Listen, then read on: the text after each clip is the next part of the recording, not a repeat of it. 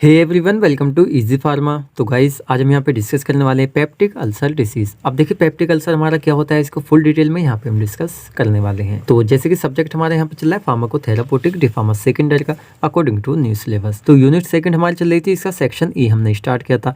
इसमें एक video lecture पहले हम डिस्कस कर चुके हैं, गैस्ट्रोओइसोफेगल रिफ्लक्स डिसीज। आज हम यहाँ पे देखने वाले पेप्टिक अल्सर डिसीज। तो चलिए देख लेते हैं पेप्टिक अल्सर हमारे क्या होते हैं। पेप्टिक अल्सर क्या होते हैं, एक तरह से हमारी एक ऐसी कंडीशन होती है जिसमें क्या होता है, हमारा जो स्टमक होता है यानी पेट हमारा होता है, साथ में ओइसोफेगस हमारा होता है, साथ ही में upper portion of small intestine और हमारे जो है ड्यूटेनम है। इसके इनसाइड में क्या होता है, एक तरह से हमारे घाव हो जाते हैं, सोर्स हो जाते हैं, जिसकी वजह से क्या होता है, एक तरह से हमें अल्सर हो जाता है। अभी किस तरह से होता है, क्या इसका रीज़न रहता है, क्या एक तरह सिम्टम्स रहते हैं, सारी चीज़ें यहाँ पे हम डिस्कस करने वाले हैं। तो चलिए फर्स्ट हम देख लेते हैं यहाँ पे इसकी definition. Peptic ulcer are open sores. Peptic ulcer क्या होते हैं, ओपन सोर्स होते हैं यानी बिल्कुल खुले हुए घाव होते हैं एक तरह से। दैट डेवलप, जो एक तरह से डेवलप होते हैं इनसाइड लाइनिंग ऑफ द, एक तरह से हमारी इनसाइड लाइनिंग यानी कोई ऑर्गन होता है उसकी बाहर की जो परत होती है लाइनिंग उसके अंदर, तो inside lining of the oesophagus, साथ में स्टमक और साथ ही में upper portion of small intestine. अब स्मॉल इंटेस्टाइन क्या होती है, ओइसोफेगस, स्टमक, पेट हमारा। भाई ये सब चीज़ें क्या है, आपने डी फार्मा फर्स्ट ईयर में एचपी में बहुत ही अच्छी तरीके से पढ़ी होंगे, हाई स्कूल 12th 11th आप सभी में इनको पढ़ते हुए आ रहे हैं, तो इनको मुझे एक्सप्लेन करने की ज़रूरत नहीं है ये क्या होती हैं। एक तरह से हम देख रहे हैं कोस क्यों हो रहा है, तो it is due to an imbalance. ये एक तरह से क्या होता है, इम्बैलेंस होने की वजह से बिटवीन एग्रेसिव एंड साथ ही में डिफेंसिव फैक्टर। अब देखिए क्या होता है, हमारे जो स्टमक होता है यहाँ पे एक होते हैं हमारे एक तरह से एग्रेसिव फैक्टर्स, एक होते हैं हमारे डिफेंसिव फैक्टर। तो आपस में एक तरह से जब इनका बैलेंस बना रहता है, जैसे कि आप देख सकते हैं ये हमारे होते हैं, इन दोनों का जब बैलेंस बना रहता है एक तरह से स्टमक के अंदर, तो कह सकते हैं भाई ये सही है, मतलब नॉर्मल है। अब नॉर्मल कुछ ऐसे रहेंगे कि एक तरह से दोनों एक दूसरे पे क्या करते हैं, वर्क करते हैं। किस तरह से करते हैं, चलिए यहाँ पे ये देख लेते हैं। जैसे कि नॉर्मल देखते हैं, हमारे फर्स्ट होते हैं एग्रेसिव फैक्टर। तो एग्रेसिव फैक्टर एक तरह से हमारा एसिड हो गया, पेप्सिन हो गया, बाइल एसिड हो गया, एच पाइलोरी हो गया, जिसको हेलिको यहाँ पे बैक्टर पाइलोरी भी कहते हैं। डिफेंसिव हमारे कौन सा आते हैं, गैस्ट्रिक मुकस आ जाती है, साथ में बाइकार्बोनेट सिक्रेशन जो एक तरह से क्या करते हैं, एसिड को न्यूट्रलाइज करने का वर्क करते हैं। प्रोस्टाग्लैंडिन का लगभग काम यही होता है, साथ ही में यहाँ पे हाई मुकोसल ब्लड फ्लो। तो ये हमारे होते हैं। अब देखिए सारे हमारे कहाँ पे होते हैं, देखिए यहाँ पे, इसको थोड़ा सा हम समझ लेते हैं जिससे आपको और भी क्लियर हो जाए। क्या होता है, एक तरह से ये होता है हमारा स्टमक। स्टमक के जो नीचे वाला पार्ट होता है ये होता है हमारे यहाँ पे ड्यूडेनम, ऊपर वाला पार्ट होता है हमारे यहाँ पे ओइसोफेगस। जैसे कि हमने आपको पीछे जो एक डिसीज़ पढ़ाई थी वो हमारी ग्रीड वाली डिसीज़, तो उसमें बिल्कुल यही कंडीशन थी, वो आपने अच्छे से समझी तो इजीली समझ में आ जाएगी। तो ओइसोफेगस ये हो गया हमारा, और एक तरह से देखिए इसकी जो अंदर की आपको लेयर दिख रही, ये हमने पेंसिल से बनाई हुई एक लेयर है। ये जो लेयर है इसको हम कहते हैं एक तरह से मुकस, यानी एक तरह से जो गैस्ट्रिक मुकस है हमारी ये।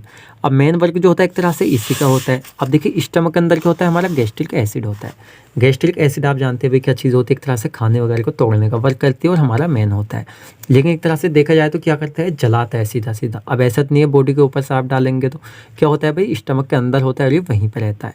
तो यहाँ पे होता है क्या, जनरली पीछे हम देख रहे थे क्या होता है, ये ऊपर भी चल जाता है। तो हमारी दूसरी कंडीशन थी, ये दूसरी कंडीशन है, लेकिन यहाँ पे ऐसा हो सकता है। तो क्या हो सकता है, एक तरह से हमारे जो अल्सर होते हैं ये हमारे किसके, स्टमक के अंदर होते हैं। इस तरह से हमारे क्या होता है, मसला होता है सीधा सीधा, हमारे जो मुकस क्या होती है यहाँ पे गैस्ट्रिक मुकस लेयर होती है, ये बाई चांस क्या हो जाए यहाँ पे हट जाए।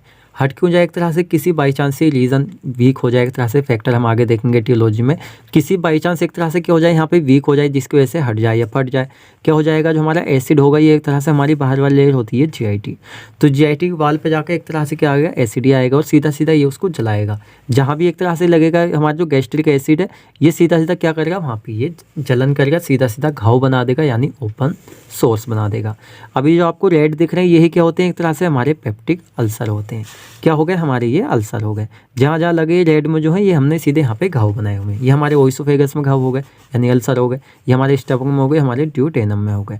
तो एक तरह से देखा हमने यहाँ पे 3 टाइप के हमने देखे अल्सर, और यही हमारे मेन टाइप होते हैं।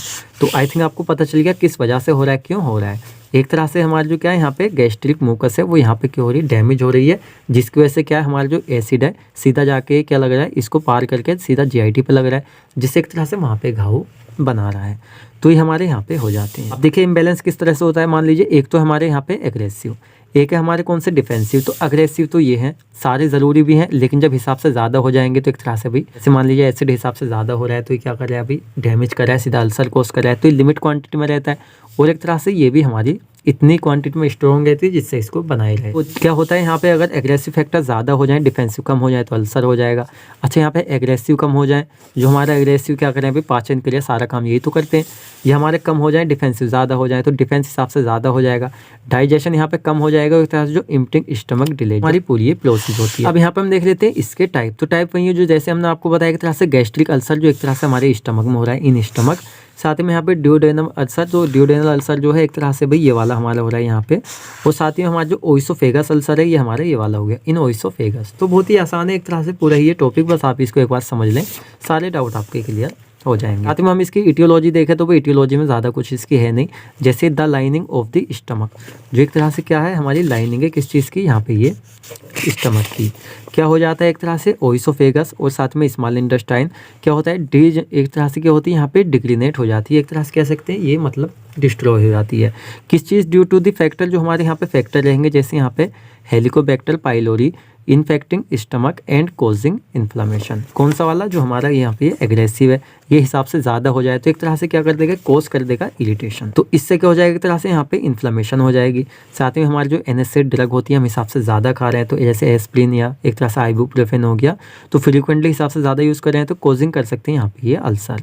लेकिन तरह से क्या होता है जो 60 यहाँ पे प्लस होते हैं, यानी 60 साल से ऊपर वाले लोगों में नॉर्मली ये देखने को मिलता है, जो एक तरह से यहाँ पे ये है एनेस्थेटिक वाला।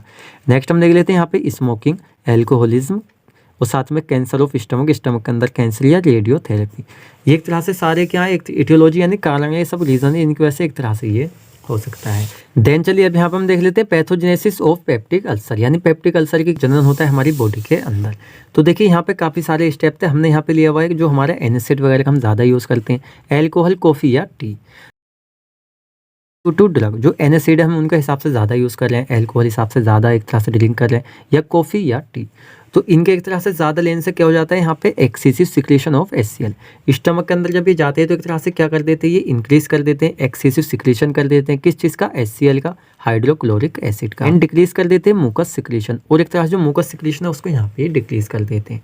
जब मुकस सिक्रेशन डिक्रीज हो जाएगा, HCl का सिक्रेशन एक तरह से इंक्रीज हो जाएगा, तो इसका सीधा सीधा रिजल्ट यहाँ पे निकलेगा, ब्रेक डाउन हो जाएगा mucus membrane of the stomach. एक तरह से क्या है हमारी ये मेम्ब्रेन है, ये वाली, ये जो आपको दिख रही है पेंसिल से बनी हुई, ये जो एक तरह से क्या हो जाएगी यहाँ पे ये मतलब ब्रेक डाउन हो जाएगा। भाई जब ये टूट जाएगी तो सीधा सीधा हमारा जो क्या है एसिड है, जो हमारा एसिड है वो एंटर कर जाएगा गैस्ट्रिक मुकोसा में, और सीधा सीधा क्या कर देगा यहाँ पे गैस्ट्रिक अल्सर कोस कर देगा। तो काफ़ी ज़्यादा हमारा ईजी है पैथोजेनेसिस का। हम देख लेते हैं यहाँ पे क्लिनिकल मैनिफेस्टेशन। तो भाई ये काफ़ी ज़्यादा आसान है। सिम्टम्स जैसे हर्टबर्न, एक तरह से पेट में जलन होना, नोजिया होना, वोमिटिंग होना, ब्लैक स्टूल, वेट का लॉस होना, ब्लोटिंग, साथ ही में पेन होना, साथ ही में बर्निंग इन अपर एब्डोमेन। तो ये हमारे कुछ यहाँ पे सिम्टम्स होते हैं। फिर नेक्स्ट हम देख लेते हैं इसके नॉन फार्माकोलॉजिकल मैनेजमेंट। तो चलिए हम देख लेते हैं बिना दवाइयों के कैसे एक तरह से हम इसको थोड़ा सिम्टम रोक सकते हैं, या एक तरह से इसको ज़्यादा बढ़ने से या इसको ट्रीट भी कर सकते हैं। जैसे स्टॉप और एक तरह से केशन क्या चीज़ ऑफ एनासिड, जो हमारी क्या होती है non steroidal anti inflammatory drug होती है, उनका यूज़ एक तरह से हम लिमिटेड कर सकते हैं, कम कर सकते हैं।